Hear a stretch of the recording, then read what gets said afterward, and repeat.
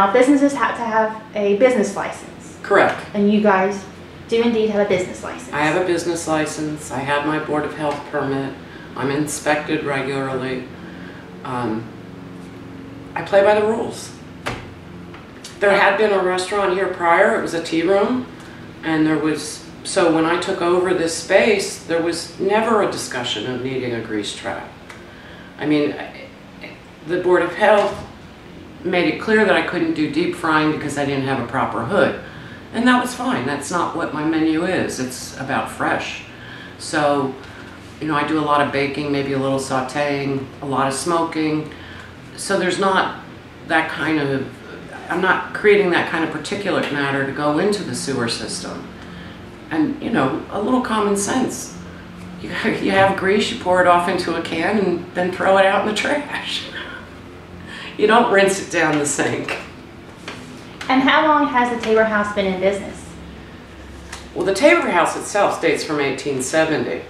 And, that was the other concern. Lord knows how many septic systems have been on this property or outhouse holes. And to go and disturb a historic building's surroundings, we could have created a sinkhole. I mean, the potential for putting in this underground tank could have really been more than what we were bargaining for. So, in the spirit of compromise, I'm all about being good to the environment. And if their claim is that I'm going to be generating all this particulate flow, which over 10 months has never created an issue, I was willing to go for a $500 under-the-counter grease trap. Unfortunately, the Water Authority just didn't want to hear about it. They refused to even look at the paperwork documenting particulate capture on the product and how the product was rated. I mean, the product is good until you can run 220-degree water through it without dispersing the grease. Who's going to hand wash dishes in 220-degree water? Let me ask you.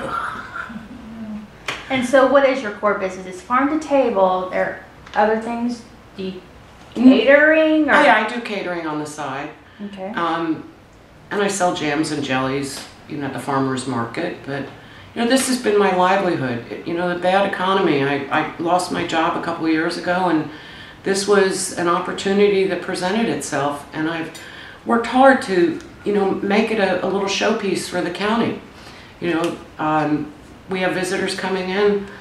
They want to go to someplace different. Well, come on over to the farm table. Get a real taste of what Ellijay is about. And then you work with the health department, so you have your inspections and... Correct. Yeah, you can look at my certificate. I got a 96 last inspection. We got a copy of that. Okay. So, all right. I'm just going on the record. All right. And so what happened? Did they just show up one day? What was the purpose of their visit, they say? They didn't show up. They just sent a letter. And the letter was that it's come to the attention that the facility is operating as a commercial restaurant. According to the sewer ordinance passed by the City of Ellijay, the City of East Ellijay, and Gilmer County, it's mandatory for a proper grease trap device to be installed in any facility operating as a commercial restaurant. Waivers are issued to facilities in which no cooking is involved, such as takeout sandwich shop. But again, their minimum requirement is a 1,500-gallon tank. I mean, take a look at these specifications.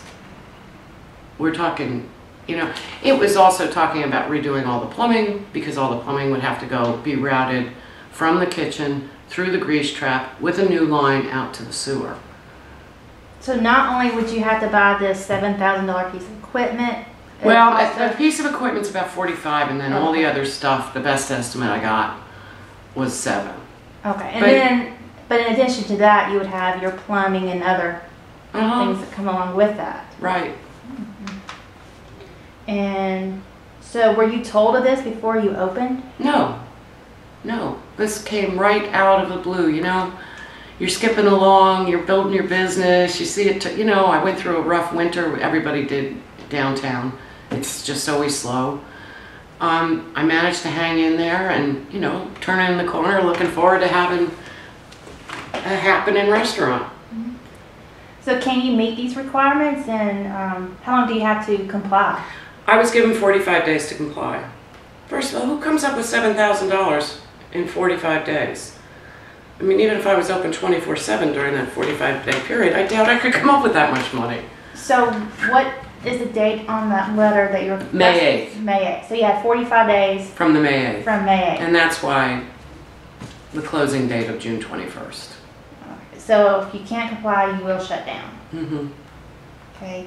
And where does most of your business come from? You know, I have a lot of very loyal locals. I also have people coming from Chattanooga, from Atlanta. They find me on the internet and they're here. And it's been really very rewarding. You know, I think being able to feed people is a very personal thing. And I feel it's a privilege. So, you know, if I know somebody's driving up from Coosawattee or Canton, they're going to get the same service. They're going to get the same great food. But it's just flattering to know that people want to travel and come and keep coming back. So if you were forced to close, how do you think that would affect local businesses, other local businesses in our economy? Well, I don't see where, you know, me being forced to close is showing that the county wants to have growth, or that the water authority is concerned about the growth of the community. I am now one more person out of work in Gilmer County, and the shame of it is I'm able-bodied and I'm willing. I want to work. Well, I've got a couple things up my sleeves, but it's, you know, kind of hard to put your heart and soul into something and then have somebody just, that's not my concern that you're out of business. Well,